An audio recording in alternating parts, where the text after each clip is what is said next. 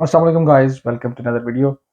तो आज की वीडियो में थोड़ी मैं बात करूँगा कि यूके जो है, स्टूडेंट्स जो है ना वो उनका जो ज़्यादा इन्फ्लुएंस है वो यूके की तरफ होता है as compared to the other countries.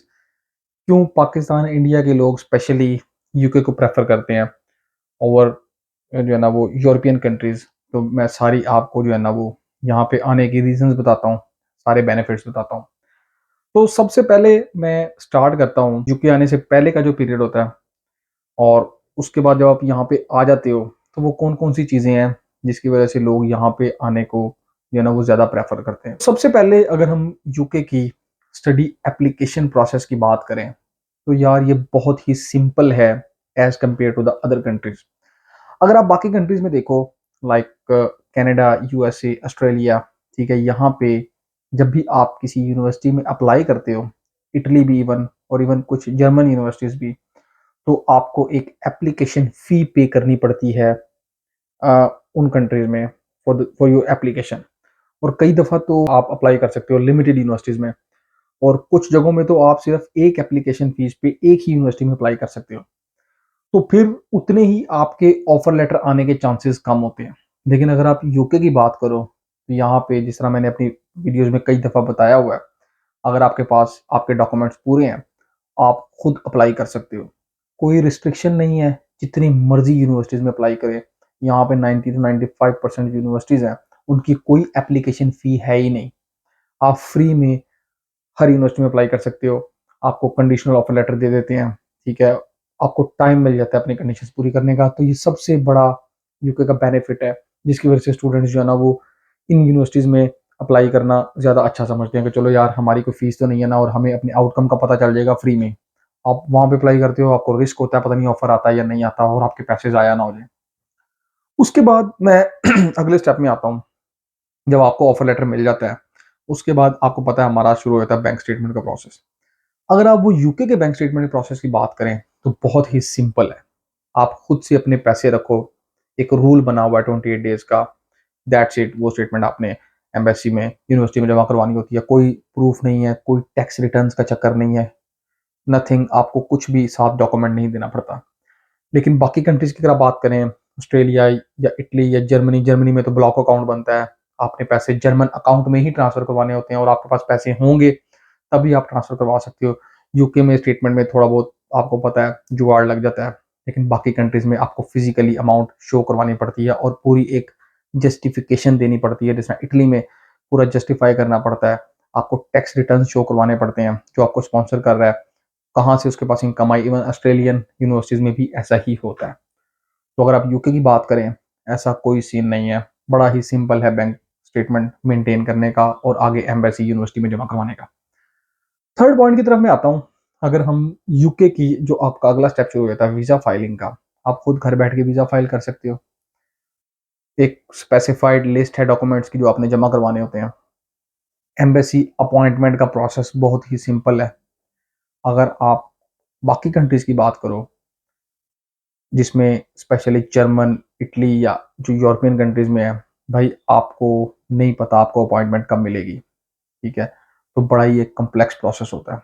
UK में ऐसा कुछ नहीं है, पेड अपॉइंटमेंट्स भी होती हैं अगर आप जल्दी लेना चाहें।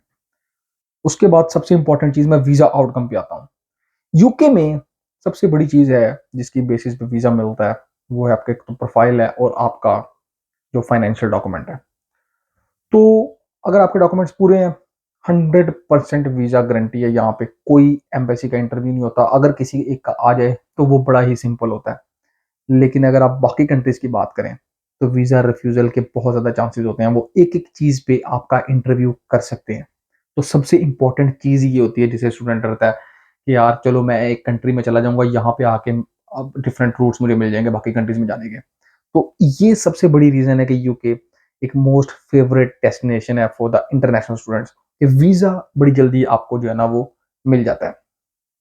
अगली सबसे इम्पोर्टेंट बेनिफिट की मैं बात करूँगा यूके में, डिपेंडेंट्स आपके साथ अलाउ हैं। भाई जितने मर्ज़ी यहाँ पे डिपेंडेंट्स लाओ, कोई उसके अंदर लैंग्वेज की वो रिस्ट्रिक्शन नहीं है, ऐज की रिस्ट्रिक्शन नहीं है। सिर्फ़ आपके बच्चों के लिए है कि 18 साल से कम के आ सकते हैं, आपके हस्बैंड वाइफ के लिए कोई ऐज की रिस्ट्रिक्शन नहीं है।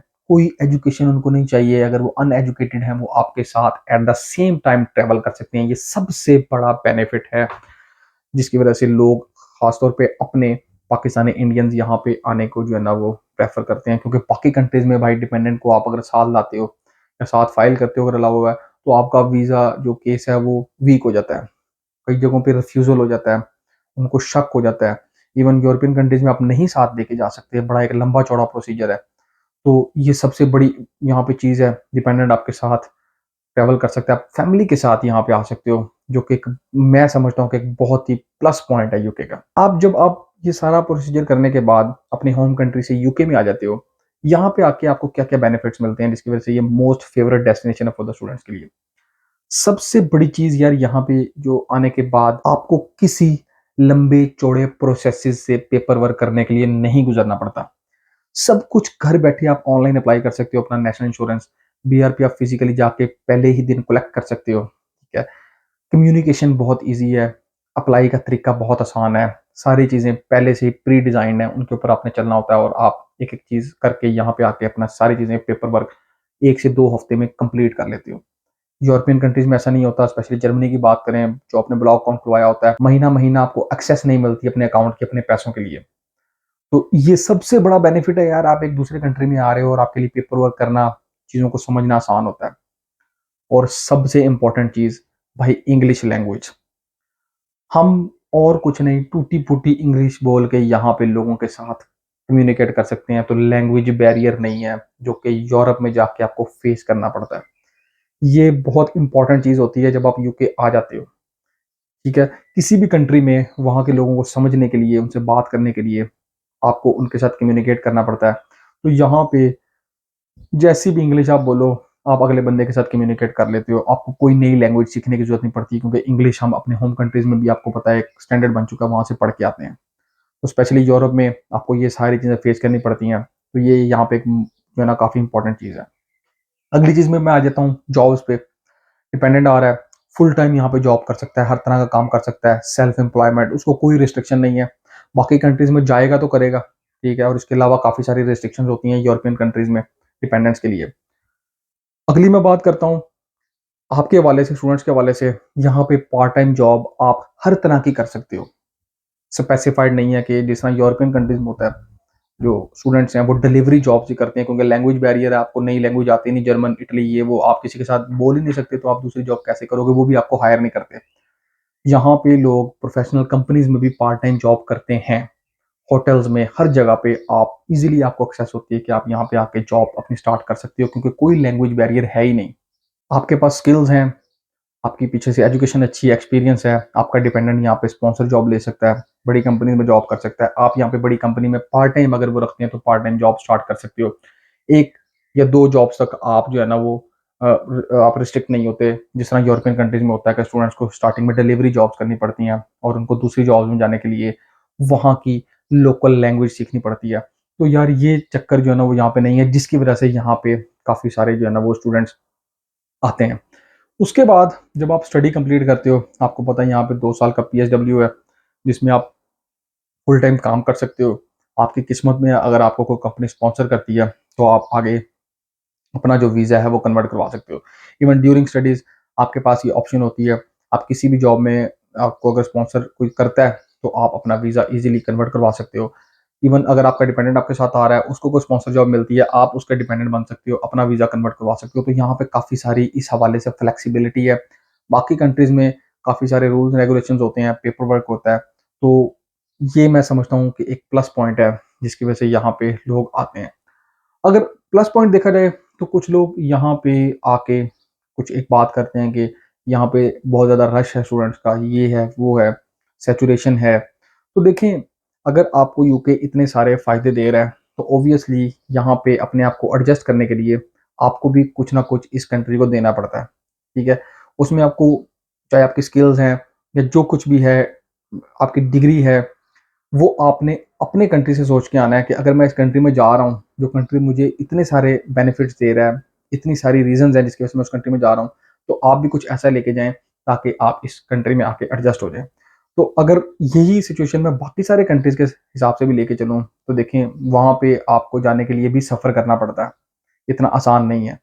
तो ऑब्वियसली अगर आप ये कहेंगे कि जी अगर मैं इसकी जगह वहाँ पे चला जाता या इसकी जगह वहाँ पे चला जाता तो बेहतर होता, ऐसा नहीं है।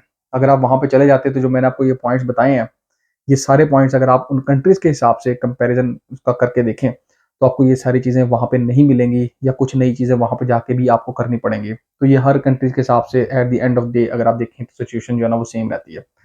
फॉर मी ये सारे पॉइंट्स थे जिसकी वजह से मोस्ट फेवरेट डेस्टिनेशन है जी यूके इस टाइम स्टूडेंट्स के लिए। तो मैं सबको यही रिकमेंड करता हूँ कि अपना प्रोसेस करवाएं, पूरी प्लानिंग के साथ आएँ, ताकि आपको भी वही बेनिफिट्स मिलें जो आप सोच के आ रहे हैं यहाँ पे।